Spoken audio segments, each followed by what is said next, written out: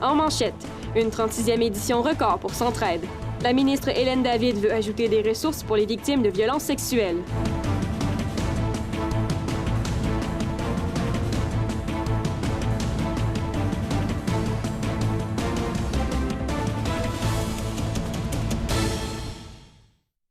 Mesdames, Messieurs, bonsoir et bienvenue à ce web journal du 15 février 2017. Centraide a amassé un peu plus de 2 millions de dollars lors de sa 36e édition de sa campagne de souscription. Un montant record pour l'organisme en regard des difficultés connues ces dernières années dans la région. Evelyne Auger, qu'est-ce qui explique ce bon résultat? Eh bien, surtout la générosité des donateurs, également le dévouement des bénévoles, parce qu'on se rappelle, il y a 3 ans, la campagne de financement avait connu une baisse en 2015. C'était 1 975 000 $ qui avait été amassé.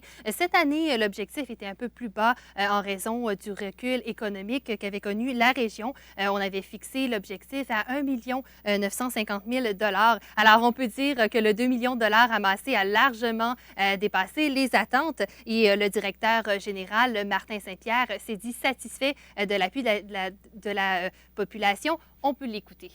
Les gens ont été davantage sensibles aussi à toutes les problématiques qui se vivent dans la région, je pense. C'est ça qui a amené vraiment beaucoup d'efforts, de gestes de générosité. Et quels sont les critères pour recevoir de l'aide financière de Centraide? Oui, alors c'est 94 organismes qui sont aidés. Ça va toucher 80 000 personnes au Saguenay-Lac-Saint-Jean, ce qui représente le tiers de la population. Également, Centraide souligne qu'elle aide tous les organismes qui ont pour but de développer l'autonomie des gens et également d'apporter des solutions concrètes aux problématiques. Et le président de la campagne de financement, Dominique Bouchard, va céder sa place? Oui, c'est ça. Il va passer le flambeau après 2 ans auprès de la campagne. Il continuera cependant de s'impliquer auprès du comité de Centraide. Je vous laisse l'écouter. Quand j'ai joint Centraide, j'avais été sollicité pour être le représentant de tout le volet institutionnel, donc les universités, l'université, les cégeps, tout le monde de l'enseignement. Donc, je vais continuer de représenter ce volet-là au sein du cabinet de campagne. Merci beaucoup, Evelyne. Je vous en prie. Les ambulanciers de la région sont en grève depuis minuit et le seront pour une durée indéterminée. Les appels d'urgence seront priorisés comme à l'habitude, mais le transport d'équipements ou le nettoyage des véhicules feront partie des activités qui seront suspendues pendant cette grève. Le tribunal administratif du travail a confirmé que la santé et la sécurité des citoyens ne seront pas compromises. Les 150 entreprises agricoles ayant subi des pertes l'an dernier seront indemnisées de 1,4 million de dollars par la financière agricole. Malgré les conditions favorables dans son ensemble, c'est le secteur du foin et des céréales qui a encaissé le plus de coûts en raison de la grêle et de la pluie de l'été 2016. Les producteurs de pommes de terre, quant à eux, touchent à un tiers du montant d'indemnisation. L'ex-étudiant en technique policière du Collège d'Alma, Alex Pagé, a été accusé aujourd'hui d'accès à de la pornographie juvénile. Cette accusation s'ajoute aux 2 autres de possession de pornographie juvénile et de menaces envers les femmes. La ministre de l'Enseignement supérieur, Hélène David, souhaite l'adoption d'une loi cadre et des politiques institutionnelles pour prévenir la violence sexuelle dans les cégeps et les universités. C'est ce qu'elle a déclaré hier au terme d'une première consultation publique au cégep de Chicoutimi. Notre journaliste Marie-Pierre Leboeuf, vous étiez sur place. Rosalie, c'était une 60aine de personnes qui étaient présentes pour cette journée qui s'est orientée sur 3 grands ateliers, soit la prévention et la sensibilisation, la gestion des dénonciations et des dévoilements, ainsi que sur la sécurité. Au terme de cette première journée de consultation, Mme David s'est dit très satisfaite. Elle a dit que c'était une journée intelligente, inspirante. On peut l'écouter. Plus que satisfaite. Ça a été une journée formidable, une journée avec beaucoup de contenu, avec des gens ici qui venaient de tous les horizons. C'est exactement ça que j'espérais des directions d'établissement, des professionnels, des associations étudiantes, des professeurs. Et quelles ont été les recommandations émises? Comme l'a dit Mme David dans l'extrait, c'est une journée où il y a eu énormément de contenu qui en est ressorti, plusieurs propositions, entre autres de définir ce qu'est la violence sexuelle, de documenter le silence pour pouvoir le contrer, de faire des campagnes de sensibilisation qui vont être récurrentes, de mettre des sentinelles, d'avoir des lignes d'urgence, d'avoir plus d'implication de la part des syndicats, plus de présence dans les résidences. Donc, ils ont Les recommandations ont été nombreuses. La ministre a pris beaucoup de notes et va prendre le temps d'étudier chacune des demandes. Le gouvernement va-t-il débloquer un budget pour la prévention de la violence sexuelle? Eh bien, Rosalie, c'est exactement la question qui a été posée à Mme David hier. Et la réponse est oui. Il y a d'ailleurs un budget qui est prévu pour ajouter une centaine de ressources professionnelles dans les cégeps et dans les universités. Donc, que ce soit des psychoéducateurs, des psychologues, des travailleurs sociaux, des travailleurs de corridor, des intervenants. Ce sont beaucoup de ressources qui seront ajoutées. C'est une première étape et la ministre, Mme David, peut nous en parler. Il faut absolument que les gens soient, qu'il y ait des ressources pour les accompagner, autant en termes de santé mentale que de santé physique et que d'intégration à leur milieu. Et ça comprend la prévention et l'accompagnement pour les violences sexuelles. Et c'est ça qu'on rajoute de façon significative. Et quand Mme David souhaite-t-elle mettre en place une politique? Il y a 4 autres rencontres qui seront prévues d'ici la fin mars. Par la suite, Mme David pourra déposer un projet de loi à la lumière de toutes les recommandations qui ont été émises. Elle estime que c'est un dossier qui est urgent et elle souhaite que le message soit déjà bien lancé d'ici l'automne 2017 pour que les initiations se passent dans le respect et que les institutions sachent comment intervenir. Merci, Marie-Pierre. Je vous en prie. Sensibilisation, prévention et accompagnement, ce sont les 3 mots d'ordre pour la future loi cadre au sujet des violences sexuelles dans les cégeps et les universités, a affirmé la ministre de l'Enseignement supérieur, Hélène David. J'ai eu le plaisir de m'entretenir avec elle lors de son passage sur notre plateau lundi. On peut l'écouter. Bonjour, Mme David. Bonjour. Demain, c'est la première consultation à Saguenay pour parler de violences sexuelles dans les universités. Quelles actions concrètes allez-vous poser après la consultation? Écoutez, les consultations vont servir en grande partie pour aller chercher des consensus sur un certain nombre de priorités. Alors, on sait qu'on veut parler de sensibilisation, prévention. On sait qu'on veut parler d'accompagnement des gens qui portent plainte ou qui viennent en consultation. Et on veut parler d'un 3e volet qui est toute la question qui entoure la sécurité dans les campus collégiaux et universitaires. Alors, quand on va voir, on a déjà fait pas mal de revues des meilleures pratiques, que ce soit en Ontario, aux États-Unis, en Colombie-Britannique, et des meilleures pratiques au Québec aussi. Et l'idée, c'est d'aller regarder ce qui manque, et comment faire en sorte que tous les campus collégiaux et universitaires puissent avoir une sorte de tronc commun d'action dans les 3 axes dont j'ai parlé et d'arriver avec une loi cadre éventuellement qui parlera de ces 3 sujets-là et qui obligera tous les campus collégiaux et universitaires à avoir un certain nombre d'interventions aux 3 niveaux: prévention, sensibilisation, sécurité et traitement des plaintes. D'accord. Et maintenant, sur un tout autre ordre d'idée, le printemps étudiant, ça fait 5 ans. Absolument. C'était en 2012. À l'époque, il y avait un investissement massif qui avait été annoncé par le gouvernement et qui n'a jamais eu lieu. Et là, il y a un investissement qui a été annoncé dans les derniers jours pour à venir. Est-ce que c'est un peu la même chose? Est-ce qu'on fait un peu miroiter de l'argent sans prendre de réels engagements? Bien, écoutez, l'engagement, il a été réel dès le budget 16-17 où on a annoncé des investissements sur 3 ans en plus, et puis ça va totaliser pour le réseau entier de l'éducation du primaire, secondaire, collégial, universitaire d'1,2 milliard de dollars. Alors, chaque ordre d'enseignement a son volet, a son montant d'argent, et on a prévu ça pour 3 ans. Et au mois de novembre, on a rajouté un autre 110 millions pour ces 3 années-là. Donc, finalement, nous ne sommes plus en mode où on a plus de restrictions budgétaires. On le dit, une fois l'équilibre budgétaire atteint, ce que ça nous permet de faire, c'est de réinvestir en santé, en éducation. Et l'éducation, enseignement supérieur est une des priorités très prioritaire du gouvernement. Alors, oui, nous sommes dans un mode de réinvestissement. Maintenant, attendons le budget pour voir comment les choses vont concrètement se manifester. Et justement, depuis 5 ans, les associations étudiantes disent que c'est beaucoup plus facile de parler avec le gouvernement, il y a plus d'écoute. Qu'est-ce qui a changé? Est-ce que c'est votre attitude ou est-ce que c'est les étudiants qui sont plus dociles maintenant? Ah non, pas du tout. C'est pas. J'ai toujours aimé les étudiants, moi, mais je suis arrivée dans mon ministère, ça va faire, dans une semaine, ça va faire 1 an. Et ma priorité, c'était de rétablir les ponts. Rétablir les ponts avec les étudiants parce que moi, étant du milieu universitaire, je voyais bien depuis 2012 qu'il y avait comme une espèce de tension ou de solitude des différentes parties. Et je parle autant des directions universitaires, des directions des associations étudiantes. On dirait que les gens ne se parlaient plus beaucoup.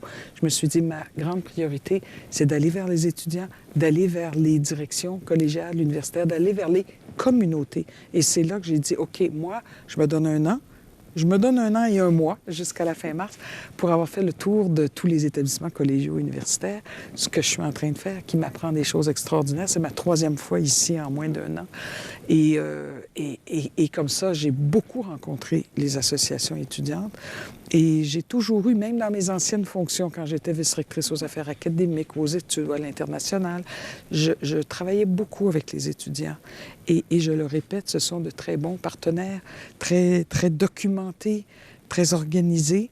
Je ne dis pas qu'on est toujours d'accord sur l'entièreté de la façon d'envisager les dossiers, mais prenez le 80 millions de réinvestissement dans les prêts et bourses. Ce sont eux qui nous ont proposé comment dépenser cet argent-là. Et c'était... Puis à la fin, on est arrivé avec 3 scénarios. À partir de leurs suggestions, on a dit lequel préférez-vous? Ils sont repartis, ils ont demandé à leurs instances, ils sont revenus et j'ai beaucoup, beaucoup apprécié le résultat. D'aider plus les mères monoparentales, les parents monoparentaux, mais 94 % sont des femmes, alors je dis plutôt les mères. Et donc de leur donner 1 000 $ de plus en soutien annuel quand elles sont aux études. Et avec les autres rehaussements dans les prêts et bourses, ça leur donne presque 2 000 $ par année de plus pour les soutenir, pour qu'elles puissent terminer leur diplôme. Puis on sait qu'on ne vit pas très richement d'habitude quand on est un parent monoparental aux études à temps plein. Alors, je suis très heureuse que les associations étudiantes, pour une minorité d'étudiants, aient décidé de prendre 11 millions du 80 millions pour le mettre sur des mesures qui aident les étudiants monoparentaux. Je dis bravo, bravo aux étudiants pour cette sensibilité aux parents monoparentaux, mais on a fait quelque chose d'intéressant pour les étudiants autochtones. La plupart, c'est ceux qui doivent prendre l'avion pour retourner chez eux. Au lieu de payer l'avion 2 fois par session, c'est-à-dire l'aller et le retour à Noël, disons septembre-Noël, on permet un aller-retour à la mi-session pour pouvoir aller voir leur famille. Puis on sait que l'avion coûte très cher. Alors ça, c'est un choix de l'ensemble des étudiants pour aider leurs confrères, consoeurs autochtones. Alors, on a aussi le seuil aussi d'admissibilité pour les prêts et bourses en général. Donc, le 80 millions, il est extrêmement bien placé et ça, c'est vraiment avec les étudiants qu'on a fait ça. Et justement, on parle d'investissement. On sait que les cégeps ont besoin d'une bonne cure de rajeunissement. Est-ce que c'est dans vos priorités pour le prochain budget? Bien, les cégeps ont toujours été, depuis que je suis ici, et j'ai toujours aimé l'ordre collégial, j'ai toujours aimé et j'ai toujours estimé beaucoup ce que les cégeps font. Alors oui, il y a des zones vraiment plus en besoin, des zones, parce que c'est pas... Un cégep peut avoir un département qui a eu l'occasion d'avoir un réinvestissement formidable, mais il y a un autre département à côté qui vraiment aurait besoin d'un peu plus d'amour et de prendre plus d'espace, de rénovation. Donc, la situation est différente d'un cégep à l'autre, mais oui, on veut donner plus d'argent pour pouvoir aider les programmes, aider les étudiants en région, amener beaucoup plus d'étudiants en région. Vous avez un programme extraordinaire ici, extraordinaire. Alors, les gens viennent de partout au Québec pour ce programme-là. Je voudrais qu'ils le fassent pour d'autres programmes aussi. Et justement, qu'est-ce que vous comptez faire pour protéger l'exclusivité des cégeps en région? Bien, écoutez, je travaille très, très fort pour les régions. Pour moi, c'est une ultra-priorité. L'ordre collégial est une priorité. Les régions, une ultra-priorité dans l'ordre collégial. Et on a fait beaucoup déjà. On donne de l'argent pour la mobilité interrégionale. On donne de l'argent pour le recrutement, promotion des programmes à l'international, parce qu'il y a une belle clientèle qui peut être là. Et on donne de l'argent pour les immobilisations. Je travaille sur des pôles régionaux en enseignement supérieur, et parce qu'il y a des cégeps qui sont dans les mêmes régions. Ici, vous avez 4 beaux cégeps, une université. Alors, comment faire pour les aider au niveau régional? Alors, c'est une autre avenue que je travaille beaucoup. Et maintenant, on transport du côté des universités. Oui. Le journal La Pige a appris qu'il ne manque que votre signature pour approuver la création. Juste ça, juste ça, ben oui, c'est ça. Pour approuver la création d'un bac en communication. Mais justement, pouvez-vous nous expliquer un peu qu'est-ce qui en arrive? Qu'est-ce que vous attendez pour signer? J'attends de l'avoir sur mon bureau. C'est une très bonne raison. Hein? C'est parce que quand je vais l'avoir sur mon bureau, d'habitude, ça traîne pas longtemps sur mon bureau, mais il n'est pas encore sur mon bureau. C'est ça la vraie raison. Il n'est pas encore arrivé sur mon bureau. Alors, dès qu'il va être sur mon bureau, c'est avec un grand plaisir que je vais regarder les recommandations. Parce que là, il y a toute une procédure d'acceptation d'un programme. Ça commence par l'université ici, l'UQAC. Après ça, ça s'en va au réseau central de l'Université du Québec. Après ça, ça s'en va à la commission d'évaluation des programmes du Bureau de coopération interuniversitaire. Ils examinent le programme, ils viennent faire une visite, etc. Puis après ça, ça s'en va à la commission universitaire des programmes du ministère. Puis après ça, ça s'en va au ministère. Puis après ça, ça s'en va sur mon bureau. Alors, on est rendu loin, là. S'il y a juste une étape pour aller sur mon bureau, je pense que 95 % du chemin est fait. Puis si tout est positif depuis le début, il y a des chances que la ministre aille dans le sens de ses prédécesseurs qui ont vu le dossier. Justement, est-ce que vous auriez l'intention de faire de la région une région spécialisée en communication, par exemple avec la création peut-être d'une école nationale des communications? Écoutez, ça, vous avez quand même des programmes extraordinaires ici, effectivement, et qui ont une histoire, qui ont 50 ans. Ils sont nés avec la création des collèges, du réseau. Et donc, on va regarder ça très attentivement. La question d'école nationale, il n'y en a pas vraiment eu qui ont été appelés sous ce nom-là depuis de nombreuses années. Puis c'était une question de transfert de programmes fédéraux à programmes provinciaux. C'est pour ça que ça s'appelait national en transport, en aviation, en agriculture, en pêcherie. Mais de regarder un concept qui peut protéger vos merveilleux programmes, vous avez une ministre qui est ouverte, en tout cas, à regarder ça attentivement.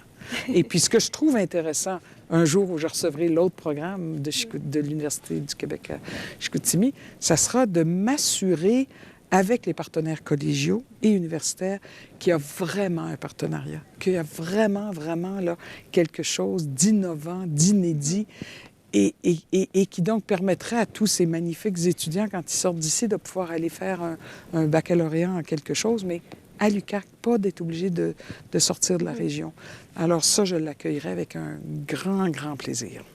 Et en terminant, votre sœur Françoise David a quitté la vie politique parce qu'elle était épuisée. Et vous, personnellement, comment vous faites pour vous protéger de l'usure de la vie politique comme ça? C'est un combat de tous les jours.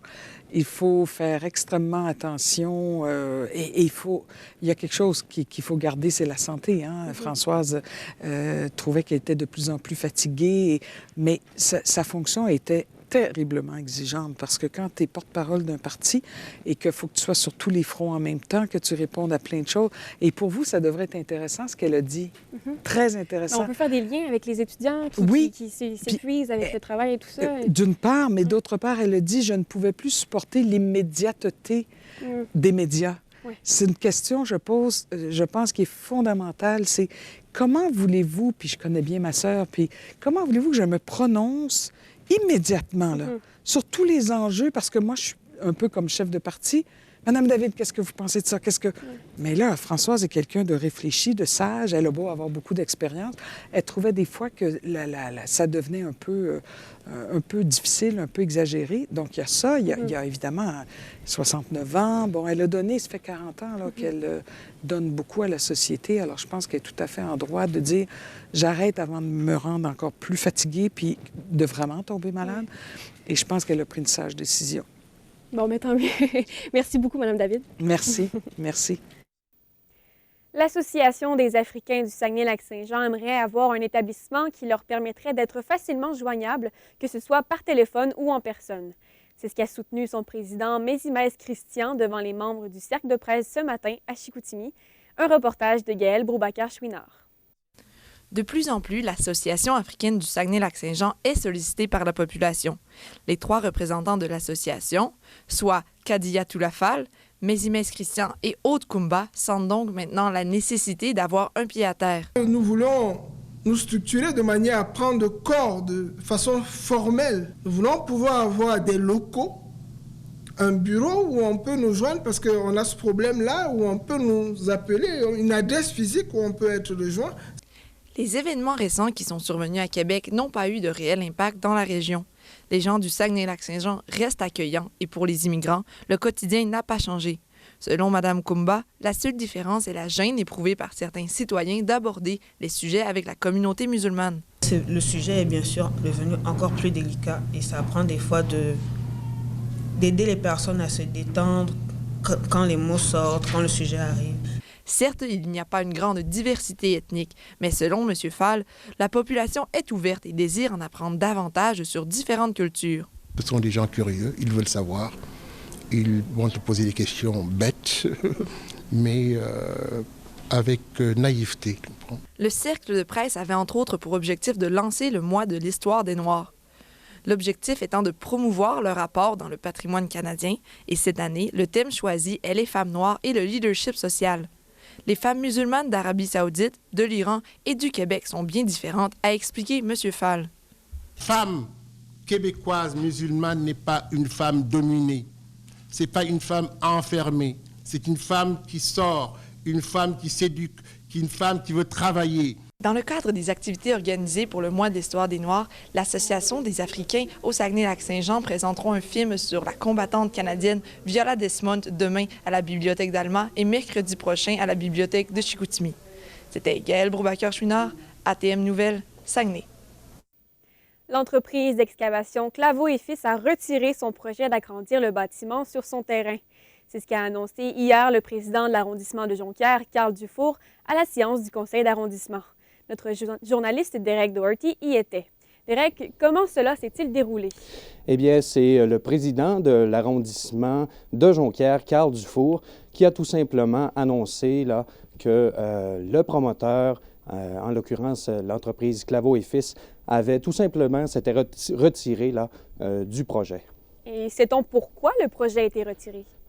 Eh bien, l'entreprise a été difficile à joindre, je dois vous l'avouer, mais à sa sortie de la séance du conseil d'arrondissement, le président de l'arrondissement de Jonquière a tenu à dire que l'entrepreneur, en fait, voulait éviter que la ville paie le 50 000 qu'il aurait fallu payer pour avoir un référendum qui était rendu nécessaire vu que la population était contre ce projet. Et avez-vous des réactions des élus ou des citoyens? Les conseillers étaient assez muets, je dois vous dire, là, sur le sujet, mais Carl Dufour a tenu à expliquer un peu la décision, donc on peut l'entendre à l'instant. On s'est préoccupé d'ailleurs dans ce dossier-là des deux parties, autant de la compagnie que des citoyens. On voulait que ça soit satisfaisant pour tout le monde. Il y a la citoyenne France Gilbert aussi, là, qui a tenu à s'exprimer. Bien qu'elle était heureuse, elle était aussi vigilante à ce sujet. On l'écoute. Je me demandais si, par ailleurs, les inconvénients qu'on avait subis pendant, qu'on avait mentionnés, là, le bruit et tout ça, s'il y avait quelques mesures d'atténuation qui étaient envisagées. Je dois dire aussi là, que l'entreprise croyait que le référendum donc, serait perdu d'avance vu l'impopularité du projet. On peut voir là, que le projet va laisser encore couler beaucoup d'encre dans les prochaines semaines. Justement, à quoi peut-on s'attendre pour la suite du dossier? Bien, le projet comme tel, là, on peut dire qu'il est mort dans l'œuf, mais on va continuer à suivre les développements et s'il y en a, là, on va vous en informer. Merci beaucoup, Derek. Au plaisir. Sur le web maintenant, Francis Laroche, le congédiement de l'entraîneur-chef des Canadiens de Montréal, Michel Therrien, a causé une véritable éclipse sur les médias sociaux aujourd'hui. Effectivement, Rosalie, aussitôt que Marc Bergevin a annoncé le congédiement de Michel Therrien hier, ça a provoqué une véritable hargne sur les réseaux sociaux. D'ailleurs, c'est une tempête qu'Influence Communication avait prévue. On peut le voir sur leur compte Twitter. Là, alerte à l'éclipse médiatique. Michel Therrien congédié et remplacé par Claude Julien.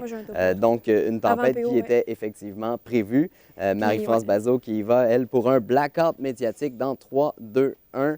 Et d'ailleurs, difficile de voir autre chose aujourd'hui sur les réseaux sociaux. Tous les médias s'y sont mis. On peut voir aussi Canoë Sport qui montre que la décision a été difficile pour Marc Bergevin. Plusieurs photos circulent sur les réseaux sociaux. Ensuite, quelques internautes ont été très créatifs en créant quelques mimes. On peut voir ici, comme c'était la journée de la Saint-Valentin, quand ta blonde te laisse le soir de la Saint-Valentin pour revenir avec son ex. On sait que Claude Julien avait déjà entraîné le Canadien de Montréal. Jean-Thomas Jobin, l'humoriste aussi, qui dit « Il y a 10 jours à peine, Michel Therrien sympathisait avec Julien pour son congédiement. Puis là, Julien a son job. Absurde le sport parfois. » Ensuite, l'accord européen Canada-Europe fait énormément parler. Et effectivement, le Parlement a voté mercredi, aujourd'hui même, en faveur de cet accord économique. Après donc 3 heures de débat et des années de concertation, c'est finalement 408 parlementaires européens qui ont voté pour cet accord contre 250 voix en désaccord. Plusieurs personnes ont d'ailleurs manifesté leur joie sur les réseaux sociaux. On peut voir ici Justin Trudeau qui pense que c'est un accord progressiste qui sera une source d'emploi pour le Canada ainsi que pour l'Europe. Ici, on peut voir Philippe Couillard qui est très content en disant « Une autre excellente nouvelle pour l'économie du Québec ». Par contre, quelques commentaires négatifs de la part du Bloc québécois et du Parti québécois. On peut voir ici un petit graphisme réalisé par le Bloc québécois. Voici pourquoi nous disons non à la mise en œuvre de cet accord. Il mentionne les impacts que ça pourrait avoir, entre autres, sur les producteurs laitiers, notamment qu'il mentionne là, que 23 % de la population canadienne consomme du lait, puis que ça pourrait avoir un grand impact sur les prix. Et finalement, pour terminer, on y va avec le jour du drapeau canadien qui est aujourd'hui. Donc, pour la grande fête, le Canada lançait un concours sur Twitter où les gens étaient invités à prendre une photo qui mettrait en valeur le drapeau canadien. On peut voir ici des employés de la garde côtière du Canada qui ont décidé de se prendre en photo en plein milieu des eaux ici sur une bouée. On peut les voir. Quelques photos circulent aussi d'autres de la garde côtière canadienne. Si vous voulez voir plus de photos, on peut les trouver sous le hashtag Canadian Flag sur Twitter. Voilà, Rosalie, c'est ce qui conclut ce tour d'horizon de la toile aujourd'hui. Merci, Francis. Les organisateurs qui tenaient la collecte de sang au Cégep de Jonquière ont atteint leur objectif de 110 dons. La collecte qui s'est déroulée de 10 à 17 heures a attiré en majorité des étudiants. Le reportage d'Amélia Chasseur-Chartier. Les élèves du Cégep s'étaient donné rendez-vous pour donner du sang aujourd'hui. Certains en étaient à leur première expérience, tandis que d'autres étaient des habitués. En fait, ça fait quand même longtemps que je venais en donner, puis là, ça vient ici, fait que je me suis dit pourquoi pas, hein? Ça va être une bonne cause. C'est sûr que je vais continuer à en donner. Honnêtement, j'ai comme défi de battre mon grand-père qui est rendu dans les 80-90. Faire des collectes dans les écoles permet entre autres aux jeunes de s'initier au don de sang. C'est un bon endroit pour vivre leur première expérience. En allant, dans les cégeps universités, vers où est-ce qu'ils font leurs études, tout ça, mais ils n'ont pas à se déplacer à l'extérieur. Puis ils voient aussi, ça les fait connaître c'est quoi le processus, puis un don de sang. Donner du sang est très important puisque chaque don permet de sauver 4 vies. On peut séparer le sang total pour faire des sous-produits, comme du plasma, plaquettes, pour retirer le maximum du produit pour avoir une utilité au maximum aussi pour différents receveurs. L'objectif de la journée était d'amasser plus d'une centaine de dons et de nombreux donneurs se sont succédés, des habitués comme des nouveaux. Amélia Chasseur-Chartier pour ATM Nouvelles à Saguenay. La semaine de relâche sera flamboyante grâce à la première édition d'un festival de feux d'artifice nommé Les Grands Feux de la Relâche, présenté à Dolbeau-Mistassini, Roberval et Labbé du 25 février au 4 mars. L'entreprise pyrotechnique régionale Pyrospec fêtera son 10e anniversaire avec cet événement. Au sport maintenant, les élites de Jonquière débutent ce soir leur série de 3 de 5 contre les Albatros du Collège Notre-Dame de Rivière-du-Loup en vue du premier tour des séries éliminatoires de la Ligue Midget 3A. Si la différence au classement est énorme, il ne faut pas compter les Jonquiérois comme battus face à leur rival du Bas-Saint-Laurent. Pierre-Olivier Poulain, est-ce qu'on peut s'attendre à une belle opposition du côté des élites? Oui, les élites ont conclu la saison de belle façon avec un dossier de 6 victoires, 2 défaites et 2 défaites en temps supplémentaire lors de leurs 10 derniers matchs. Donc, on s'entend qu'avec une différence de classement comme celle qui sépare les Albatros et les élites. On peut s'attendre à ce que les partisans jonquiérois voient leurs favoris quand même traverser la première ronde. Les élites pointent au 13e rang du classement général de la Ligue Midget 3. 30 points derrière les Albatros du Collège Notre-Dame qui sont installés au 3e rang. Du côté des Albatros, on veut continuer à appliquer la recette employée au cours des derniers matchs? Oui, bien sûr. Les Albatros sont une équipe qui excelle très bien en défensive. Leur gardien, Zachary Aymon, est possiblement dans le top 3 des meilleurs gardiens de la Ligue Midget 3. Les Albatros aussi sont très bons dans leur échec avant. Un bon échec avant en zone offensive, en zone neutre et en zone défensive. On sent très bien qu'ils sont agressifs. D'ailleurs, j'ai parlé avec l'entraîneur Christian Caron à ce sujet. Aller jusqu'à Noël, je pense qu'on était l'équipe dans la Ligue qui accordait le moins de tirs, ou l'une des équipes qui accordait le moins de tirs. Après Noël, après notre retour des fêtes, on a eu quelques blessures qui ont fait en sorte qu'on accordait un peu plus de tirs, mais je pense pas qu'on soit l'équipe qui accorde le plus de chances de marquer. Et ce ne sont pas seulement les élites qui joueront un match important ce soir, les Saguenayens aussi. Oui, les Saguenayens qui reprennent l'action ce soir contre l'Armada de Blainville-Boisbriand. C'est une grosse commande qui attendent les hommes de Yannick Jean puisque l'équipe de la Rive-Nord pointe au 3e rang du classement général. Ils mènent la division Ouest, 2 points devant les Huskies de Rouyn-Noranda. Ça sera aussi une grosse commande compte tenu du fait que l'Armada sont sur une séquence de 5 victoires consécutives. La veille contre Bécomo, ils ont comblé un retard de 2 buts en 3e période pour se sauver avec une victoire de 4-3 en tir de barrage. Ça sera donc un bon défi pour Chicoutimi qui tentera d'obtenir une 8e victoire consécutive. Merci beaucoup, Pierre-Olivier. Ça m'a fait plaisir. Alors, Laurie Trottier à la météo, le ciel se couvrira ce soir. Oui, Rosalie, ça risque de se couvrir. On attend un peu de neige, un peu de poudrerie pour une accumulation totale de 2 cm. Le temps est toutefois assez doux avec moins 5 degrés Celsius. Par contre, le vent est présent. On attend des rafales qui atteindront 50 km/h au courant de la nuit avec un minimum de moins 10. C'est sensiblement la même chose au lac Saint-Jean avec un peu moins de vent, certes, mais moins 6 degrés Celsius au thermomètre. Demain, 60 % de possibilités d'averses de neige sont attendues. Le thermomètre affichera toujours moins 5 degrés Celsius. Je vous souhaite une belle soirée. Merci beaucoup, Laurie. Quant à vous à la maison, merci d'avoir été là. Au revoir.